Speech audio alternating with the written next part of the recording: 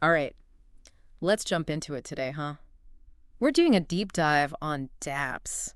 You know those decentralized apps we hear so much about these days? They're everywhere. They're everywhere, and we're looking at how Cardano is building with them. We hear the promise, right? Blockchain, it equals decentralization, cut out the middleman, give control back to the users. But is Cardano really living up to the hype, especially with DApps? That's the big question. The million-dollar question for sure. We see the hype definitely around Cardano and what they're doing with dApps. But when you actually look a little closer, it's not always as decentralized as it seems on the surface. Yeah, and that's what we're digging into today. Now, look, if you're listening to this, you probably know Cardano. You know this space. We're not going to bore you with the blockchain 101 stuff here. We want to get to the really fascinating part, like the fact that a huge amount of a dApps code can live off the blockchain in that off-chain area. That's right. So why don't we start there? What's the deal with this on-chain, off-chain split? What does that even mean? Why should we care? It's really interesting when you think about it. Only around 10% of a dApps code actually runs on Cardano's blockchain. That's what we call on-chain. But the other 90%? The other 90%, where does it live in? It's out there in the off-chain world, which could be a little bit of a mystery. Okay, so 90% running off-chain. To me, that sounds like we're giving up decentralization just for speed. Yeah. Is that what's happening here? It's a big part of it. Yeah. So Cardano uses this system called EUTXO. That's the Extended Unspent Transaction Output Model. Okay. It's a mouthful, I know. It is. But stay with me. Keep going. Okay. Other blockchains, a lot of times they'll use EVM, the Ethereum virtual machine. Right.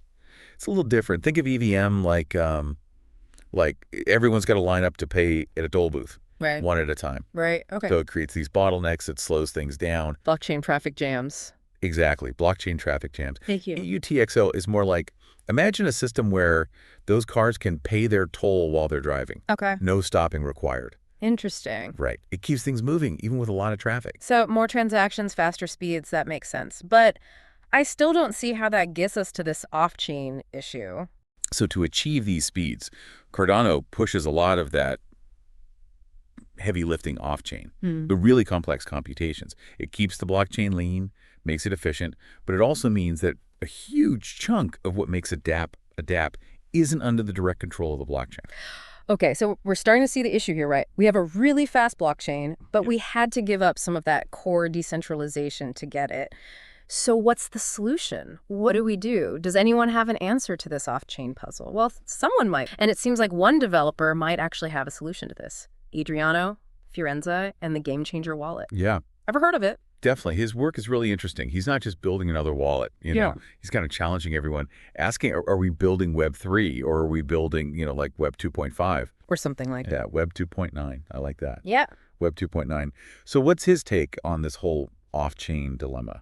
What's he doing? So he's tackling it on two different fronts. There's GCScript and GCFS. So think of GCScript like this really streamlined programming language. Okay. It's designed specifically for Cardano DApps.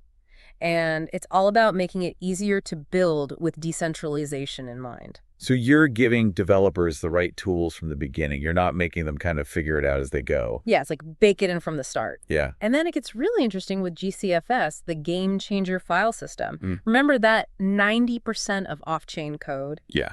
GCFS lets developers actually store that code directly on the Cardano blockchain. Wait. We can put the code on the blockchain. Doesn't that slow everything down? Yeah. That's the cool part. It doesn't.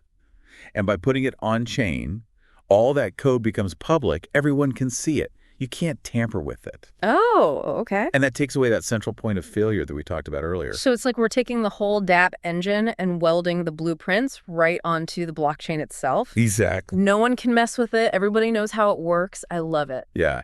And it just brings a whole other level of transparency and trust to these apps. And he's not just talking. Adriano has actually shown a working GCFS web server. Oh, wow. That's serving dApps straight from the blockchain. So this isn't just theory. He's actually doing it. It's real.